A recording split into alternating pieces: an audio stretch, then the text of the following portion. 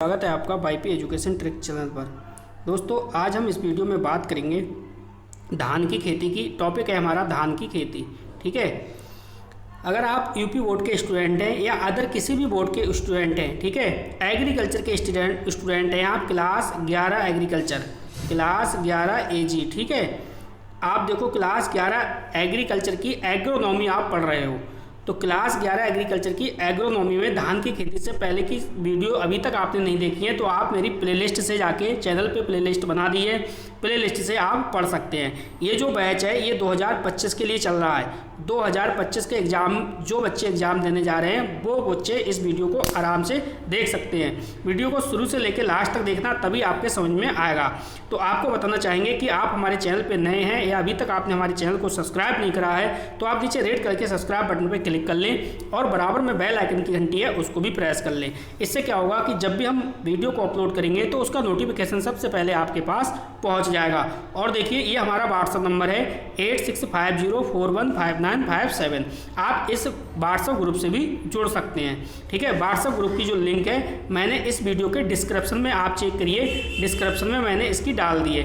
एक बात और बता दूं, देखिए अब आपका जो है अक्टूबर का महीना समाप्त हो गया। अब आपका देखो नवंबर चलेगा, नवंबर के बाद दिसंबर, दिसंबर के बाद जनवरी। देखो 3 महीने अभी आपके पास हैं। ठीक है, अभी तक अगर आपने कोई भी किसी भी सब्जेक्ट को नहीं पढ़ा है तो आप मेरे चैनल से आप 3 महीने में 100% की बात कर रहा हूँ मैं, 100% आपके 95% मार्क्स कहीं नहीं हैं। 95% मार्क्स क्लास 11 एग्रीकल्चर में मेरे पास जो बच्चों ने पढ़ा है, समझो मैथ हुआ, फिजिक्स हुआ, 50 में से 50 नंबर थ्योरी में लेके आए हैं। एक मैं मार्कशीट भी आपको 2-4 मार्कशीटें भी मैं आपको दिखा सकता हूँ प्रूफ के तौर पे। तो देखो हमारे पास 3 महीने हैं, मैं आपको बता दूँ। एक आपका नवंबर का महीना है और दिसंबर का महीना है, इसके बाद जनवरी का महीना है। ठीक है, सब्जेक्ट आपके पास है 5। देखो, एक हो गया एग्रोनॉमी, दूसरा हो गया बॉटनी, तीसरा हो गया आपके पास फिजिक्स, चौथा हो गया आपके पास मैथ, ठीक है, और 5वां हो गया इंजीनियरिंग। कौन सा हो गया? इंजीनियरिंग।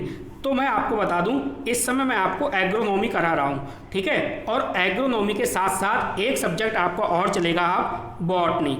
ठीक है, बॉटनी, एग्रोनॉमी और बॉटनी ये नवंबर के मंथ में समाप्त हो जाएंगी। नवंबर में मैं एग्रोनॉमी और बॉटनी आपकी कंप्लीट करा दूंगा।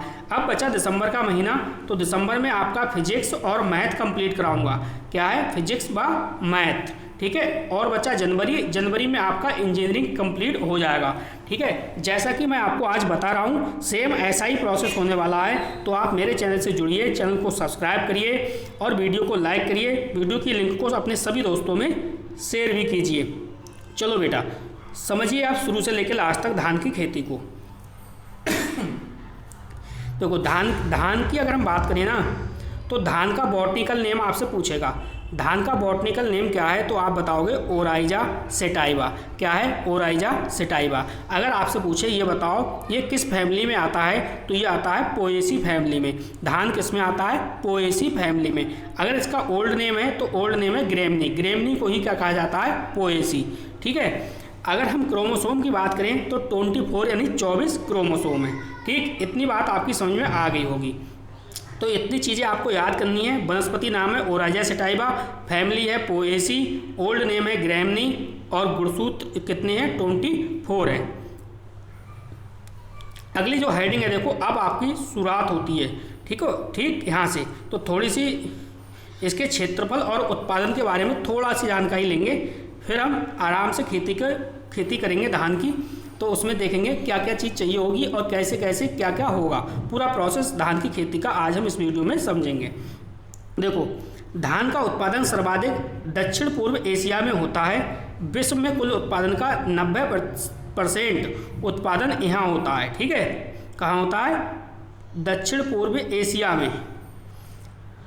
और संसार में कुल धान का लगभग 50% केवल चीन और भारत, देखो चीन और भारत में उत्पादन होता है। भारत में धान को अनाज की फसलों में प्रथम स्थान प्राप्त है। अब आपसे पूछा जाए कि आप ये बताओ विश्व में धान के उत्पादन में, तो धान के उत्पादन में विश्व में भारत का स्थान है वो प्रथम है। देखो यहाँ पे भारत का स्थान क्या है, प्रथम है। ये आपको ध्यान रखना है धान के उत्पादन में। धान की खेती भारत के कुल क्षेत्रफल के लगभग 1/3 भाग पर होती है। कितने भाग पर होती है? 1/3 भाग पर होती है। देखो 1/3 भाग पर होती है। देश की कुल उत्पादन का लगभग 15% उत्तर प्रदेश में धान में, भारत में धान की खेती पश्चिम बंगाल, बिहार, उत्तर प्रदेश, मध्य प्रदेश, पंजाब, हरियाणा प्रदेशों में की जाती है। देश की कुल, अपने भारत की बात कर रहा है, भारत की कुल उत्पादन का लगभग 15% जो होता है वो उत्तर प्रदेश में होता है, यूपी में होता है, जहाँ से आप निवास करते हो। ठीक है। बकाया देखो पश्चिम बंगाल में भी धान होता है, बिहार में भी धान होता है, यूपी में तो होता ही है, और मध्य प्रदेश में भी धान उगाया जाता है, पंजाब में, हरियाणा में, ठीक है, आदि प्रदेशों में धान की खेती की जाती है।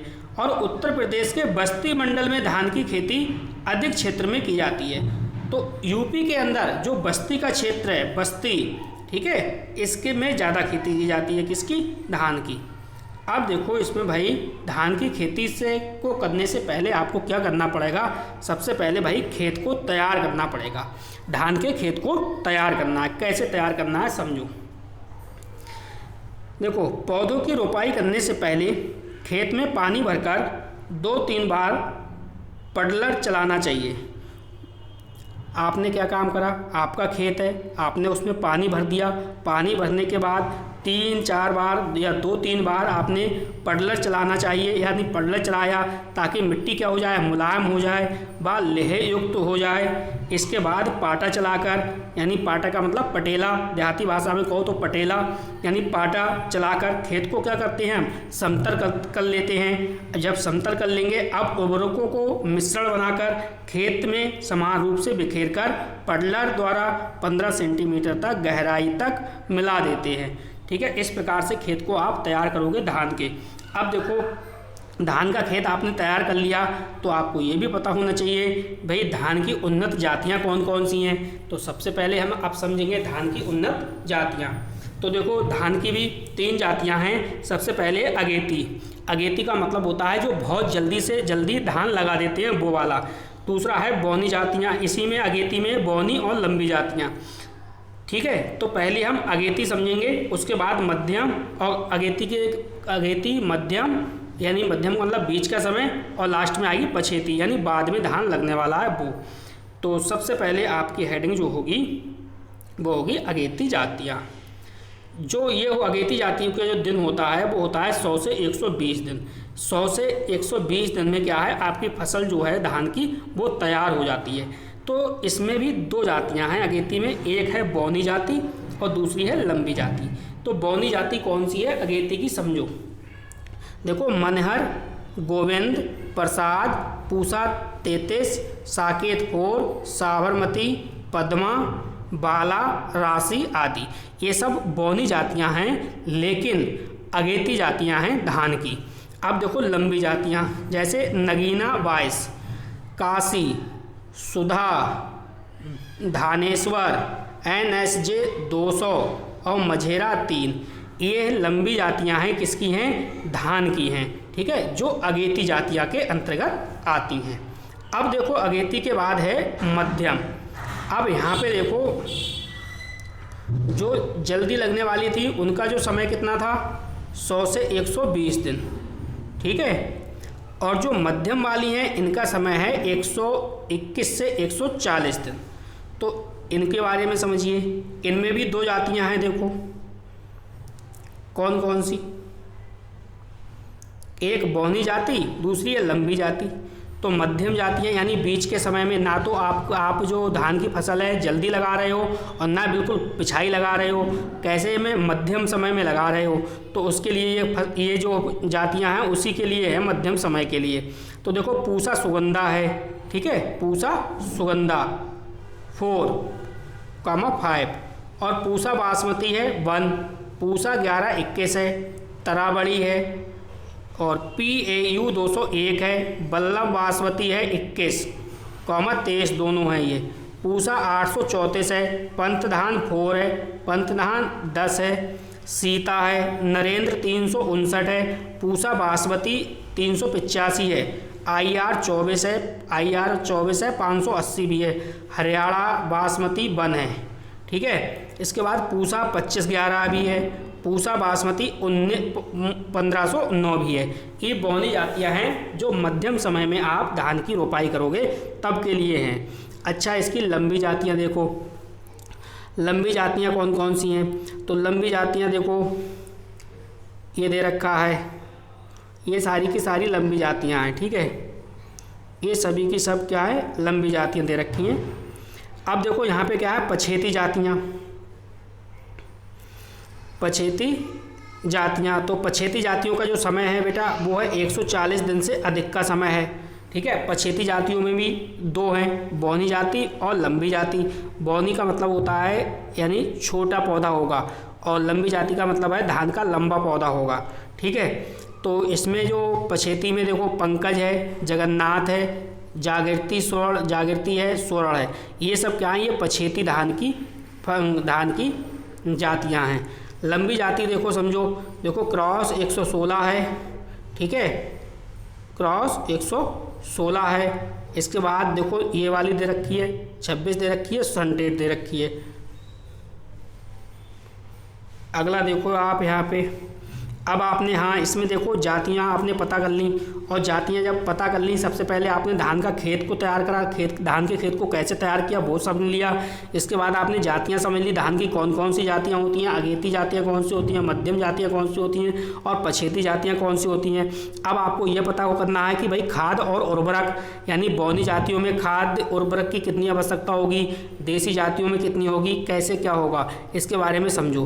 तो देखो बौनी जो जातियाँ होती हैं इनमें 120 60 60 यानी NPK, नाइट्रोजन, फास्फोरस और पोटास, इसकी मात्रा देखो 120 60 और 60 के अनुपात में है। नाइट्रोजन 120 है किलोग्राम प्रति हेक्टेयर देनी है, और जो फास्फोरस है आपका ये 60, और जो आपका पोटास है ये भी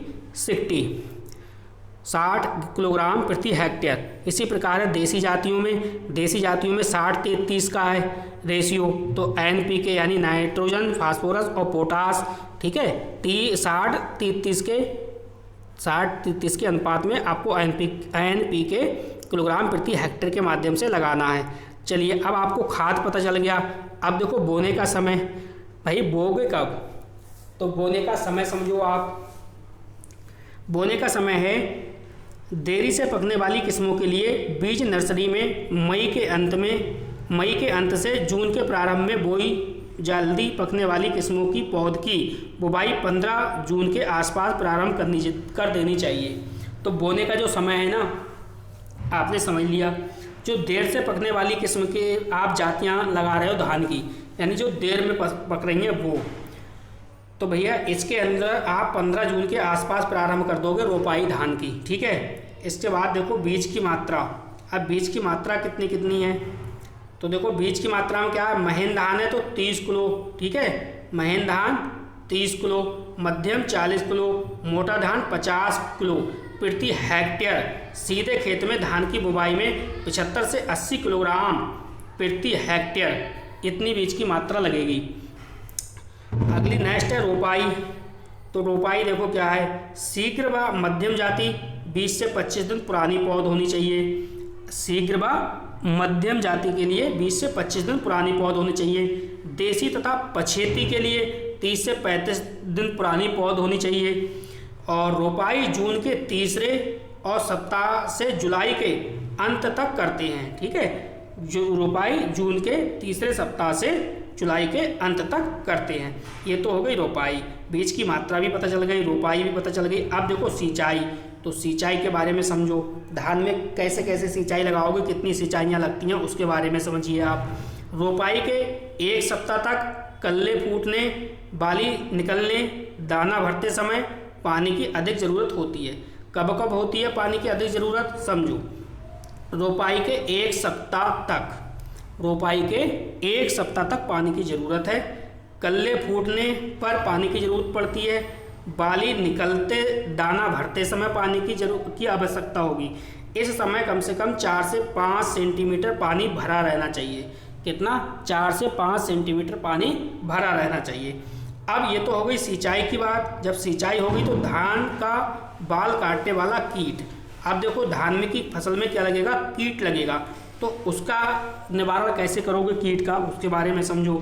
देखो कीट का प्रकोप होने पर फसल लिंडेन 1.3% धूल या मिथाइल पैरामिथॉन 2% चूड़ का छिड़काव कर दो 25 किलोग्राम प्रति हेक्टेयर की दर से करना चाहिए। अब इस प्रकार से आपने कीट का निवारण समझा। अब इसमें है धान की गंदी कीट। धान में गंदी कीट लगता है तो उसके लिए क्या करोगे। देखो इस कीट की रोकथाम के लिए लिंडेन धूल प्रतिशत चूड़ या मैलाथियन 5% चूड़ के 25 से 30 किलोग्राम प्रति हेक्टेयर की दर से बालियों में फूल आने के समय आपको क्या करना है, छिड़काव कर देना है। तो ये हो गई धान की गंदी कीट। अब आपसे पेपर में पूछा जाएगा गंदी कीट किस में लगता है, तो आपका आंसर होना चाहिए धान में लगता है। जल्दी से देखो वीडियो को लाइक कर दो और वीडियो को अपने सभी दोस्तों में शेयर कर दीजिए। और अभी तक आप हमारे व्हाट्सएप ग्रुप से नहीं जुड़े हैं तो आपको मैंने वीडियो में जो डिस्क्रिप्शन में जो व्हाट्सएप ग्रुप दे रखा है उससे आप जुड़ जाइए। ये PDF फाइल जो है बिल्कुल निःशुल्क है आपके लिए, बिल्कुल निःशुल्क, ठीक है, बिल्कुल फ्री PDF फाइल आपको मिल जाएगी, ठीक है। 24 घंटे के बाद आपको PDF फाइल प्रोवाइड कर दी जाएगी व्हाट्सएप ग्रुप में। चलिए अगला जो है वो है जड़ों की सूड़ी कीट। अब जड़ों पे सूड़ी कीट लगता है उसके बारे में समझो। देखो इस कीट की रोकथाम के लिए एल्ड्रेन 30 EC 2.5 लीटर प्रति हेक्टेयर की दर से छिड़काव करोगे तो आपके आराम से जड़ों की जो सूड़ी है या कीट है, सूड़ी कीट जो है जड़ों पे लगता है धान की, वो रुक जाएगा। अब इसकी रोकथाम कर ली। अब आपको पता करना है उपज। तो उपज कितनी होगी। देखो बौनी जाति जो आप लगाते हो, बौनी जाति के लिए 40 से 60 कुंटल प्रति हेक्टेयर, 40 से 60 कुंटल प्रति हेक्टेयर। और देसी वो है 25 से 30 कुंटल प्रति हेक्टेयर, 25 से 30 कुंटल प्रति हेक्टेयर। ये हो गई उपज। अब देखो ये आपकी धान की खेती है और पिछली वीडियो में मैंने आपको धान की खेती से रिलेटेड जितने भी क्वेश्चन बनने वाले थे सारे के सारे क्वेश्चन करा दिए, ठीक है। तो अगली वीडियो में हम अगली खेती लेके आएंगे, नेक्स्ट खेती को लेके आएंगे। और आपको बता दें, देखिए आपकी बॉटनी बहुत जल्द आपकी स्टार्ट होगी। बॉटनी और एग्रोनॉमी को हम साथ साथ कंप्लीट करेंगे। बॉटनी और एग्रोनॉमी को हम साथ साथ कंप्लीट करेंगे। अगर आप क्लास 11 एग्रीकल्चर के स्टूडेंट हैं तो आप YP एजुकेशन चैनल से जुड़िए और 95% मार्क्स आप लेके आइए। कहीं पे भी नहीं गए हैं, पूरी आपकी मदद की जाएगी, किसी भी प्रकार की कोई टेंशन नहीं है। तो बेटा बस इस वीडियो में इतना ही था। वीडियो देखने के लिए आपका बहुत बहुत धन्यवाद। मिलते हैं नेक्स्ट वीडियो में।